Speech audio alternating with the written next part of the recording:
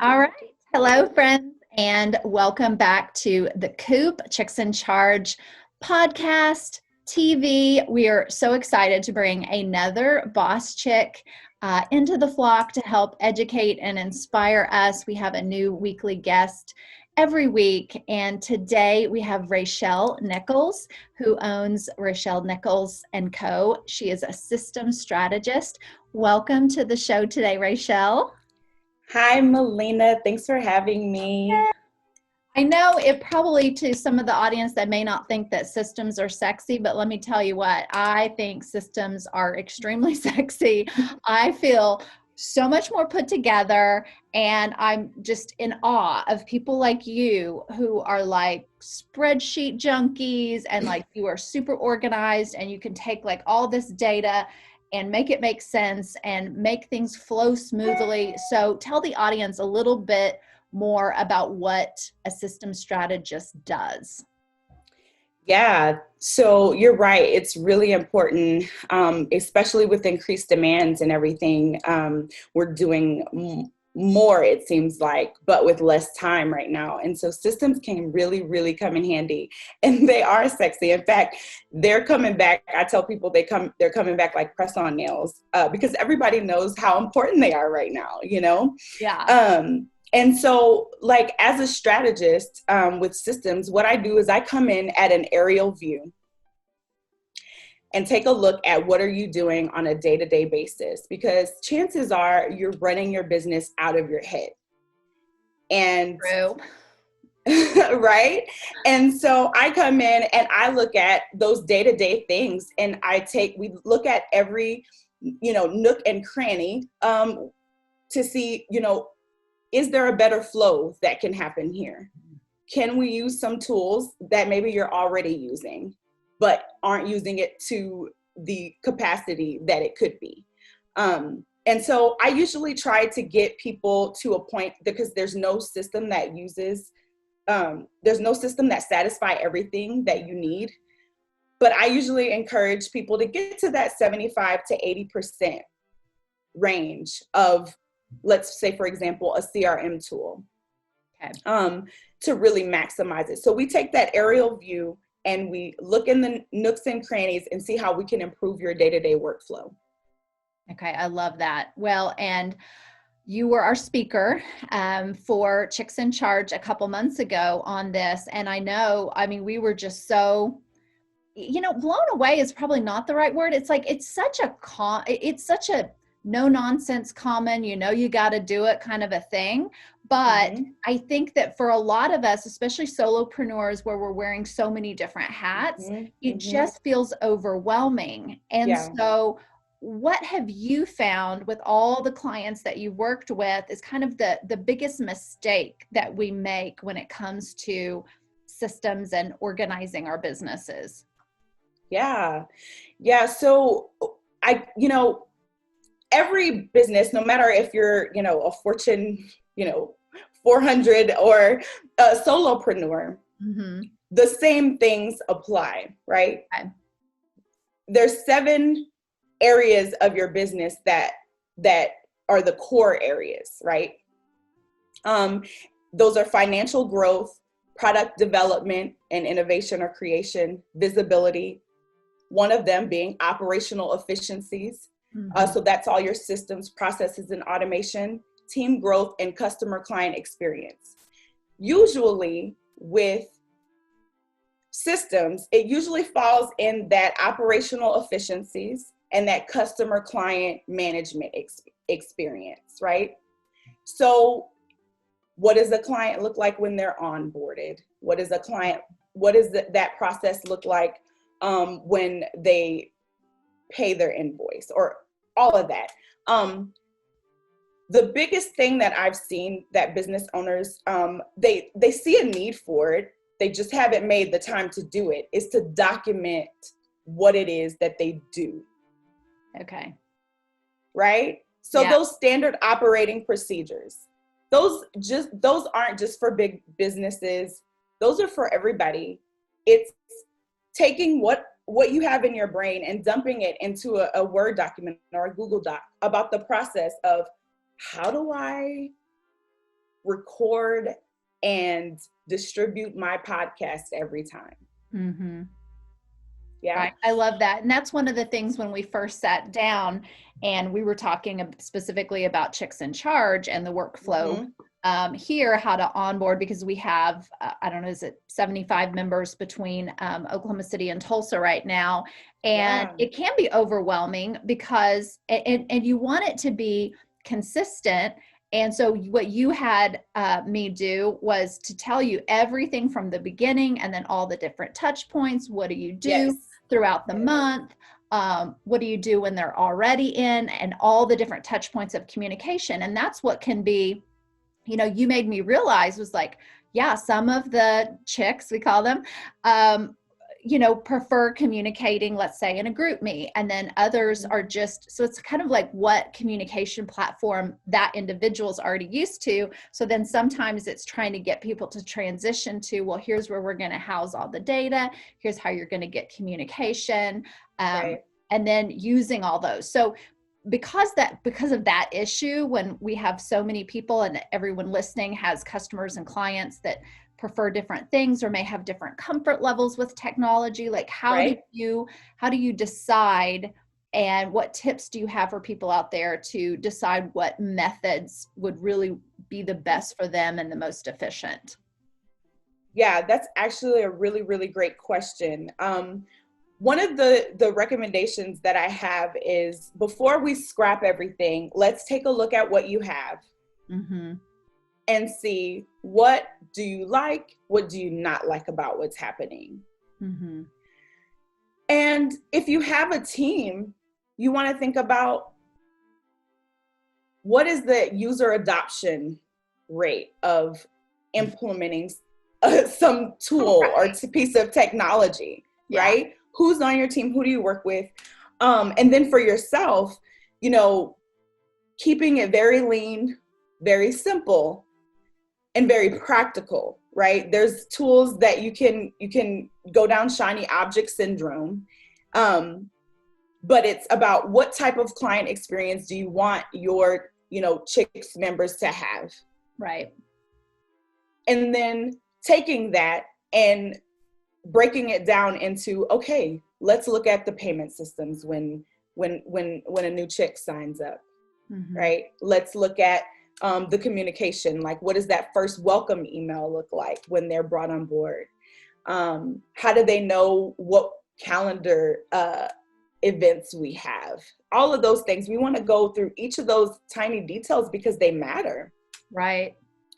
That experience matters, and people want to know where to go. It's kind of like when you go to, you know, a corporate building, you're like, well, where do I go? They just want to know where to go. Can I fit this in my day? You know, and how do we communicate that in a very digestible and not overwhelming way in such a content-filled, you know, online space and just life in general? Yeah, I love that. And you know, you gave me 3 pages after we had our consultation and we reviewed everything, and I'm slowly going through those pages and implementing. And as you instructed at that time, you know, some of it, of course, you have to do yourself. Some of it is that you've got to gather more data and put it all in a place. I ended up hiring my eldest son, who's super organized, to help get, you know, move some of the things over. So it's definitely a process. So I want the audience to know it's not a, you know, snap overnight your fingers and it's done kind of a thing. It's kind of just like I tell my clients with branding, you're not just one and done on branding. It's a constant thing. So would you say it's pretty much the same thing with systems? It's not like you just get it set up and then it's hands-free. It's like you still have to do some things. Absolutely. You still have to do some things. You just have something telling you what to do. And so you have that reminder that's telling you what to do, so that you're not fumbling about and you know, getting off task and doing something and that, you know, you didn't intend to do during that time. And then, you know, what needs to be done isn't getting done. So another thing is the example you said, like, you know, delegating, you know, it definitely, you can't do it all by yourself. There's definitely a process. Like you said, the 3 pages, like that does not happen overnight. But once you do feel like it's kind of like iPhones, right? They have versions. It's like version 1, version 2. Yeah. Like, okay, we're on iPhone 10 and 12. And so right now, this is version, 1.0 of your systems. And as you're, getting more of those check boxes knocked out, you're going to feel more comfortable in the process. And then it'll get to a point to where you're just doing like an audit once a quarter or something like that on your systems. It's not going to be something that just goes away and you never have to touch it. You do have to do some maintenance for it. Like an example of that is like checking website links, right? Like, are all the links there? Are they working? Like things like that. Well, I was going to say that reminded me because I use Linktree. So on my Instagram, because I do have so many things, workshops, Chicks in Charge. Now we've got, the YouTube channel, and then now we've got the podcast. And so I love that Linktree was something that I was able to put in there. So I can just, whenever you say in your Instagram link in bio, they'll be able to go there and find it. And so that would be a good example of, well, I got to make sure then that all those links are up to date, because if there is, whenever we have a new event or I have a new workshop or something like that, you got to make sure and go do that to stay current. So that's another thing of like, we'll just put it on your list to check in on that. Maybe, the end of each week or the end of each month, kind of however, whatever works for each person. So I love that. So I want to hear, because there's so many options. And that's why it's great to have someone like you to say, okay, look, I've already reviewed all these things. And like you said, gadgets and apps. And it's like, oh, here's the hot new app. Here's the hot new platform, all that. So what things have you been the most impressed with in terms of apps and platforms and that kind of thing that you feel like we get the most bang for our buck with, not only money, but just, time and how well it works? Absolutely. Yeah. One of my favorite tools is G Suite. Just because it has that Google G Suite, it has that all-in-one package. I have my email. I can add an email if I want a second, email address for as you scale, and maybe get a VA or something like that. It has a way for you to communicate with storage of documents and notes and processes and meeting notes or whatever, your offers, everything can go in those Google Docs and Google folders, and you can easily share with either your clients or with your team.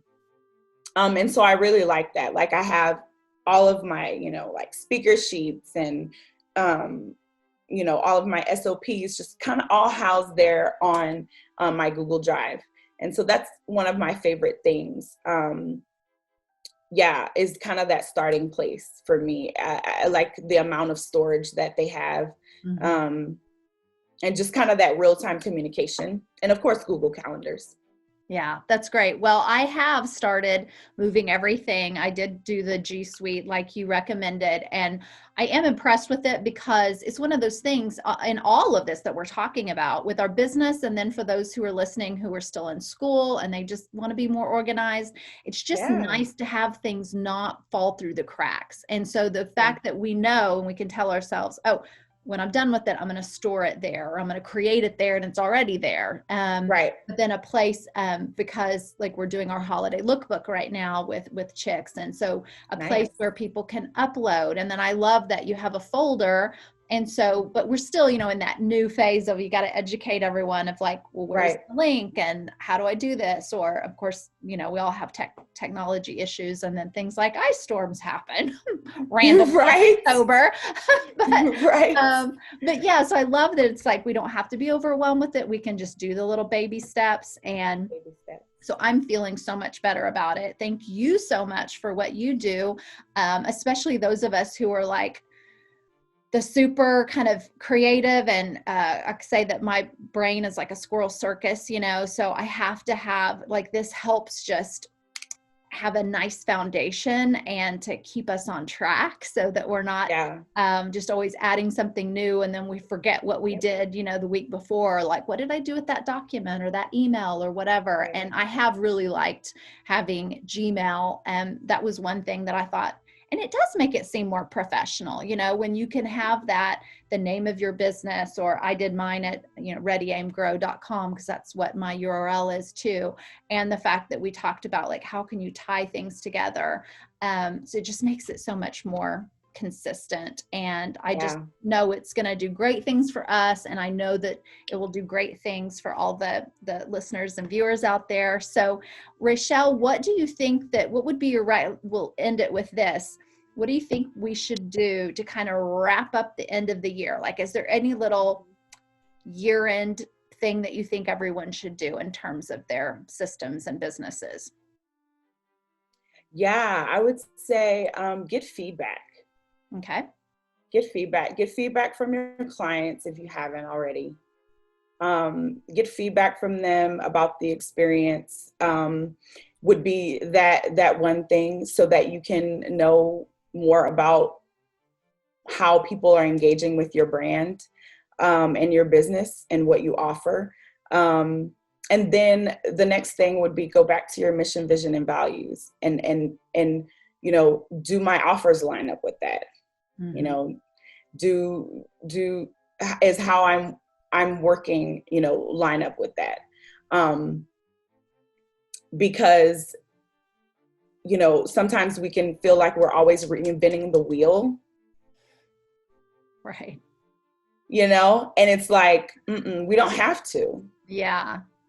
And so that those two things would be where I say to wrap up the end of the year. I love that. That's so good. The mission and vision and values. And we have to review the year, even though it's been a crazy, insane year. We've got to know kind of where we've been and before we can decide where we're going. And the cool thing about the G Suite is it has forms available on there too. So yes. I know you and I talked about doing more forums and polls in your groups, and there are so many ways that we can get feedback. And even after you told me that, I did that in our Read and Lead book club group, the private group on Facebook. And just by doing that, I was able, it just helps so much to be able to get feedback and say, because sometimes you don't know as a business owner, should I turn right? Should I turn left? Yes, because sometimes there isn't a wrong answer. It's just, but what do the people want? And so for you to know that kind of validation is so good. And then you are providing them more value because you've given them exactly what they asked for. So I love it. Absolutely. Yeah. Thank you so much, Rachelle. And we will talk soon. And for everyone who is a member of Chicks in Charge, we have Coop Academy, which is now on in Google. And so all of our members get access to all of these talks and presentations, because we do the monthly Lead and Learn luncheons. And so people can access your systems there. We will have the links in the descriptions so that people can get a hold of you. And we hope that they follow you on Facebook and Instagram and schedule a consultation so that you can help them start 2021 in a good place. Yes, absolutely. Yeah. Thanks for having me, Malena. Thanks, Rachelle. I really appreciate it. Yeah.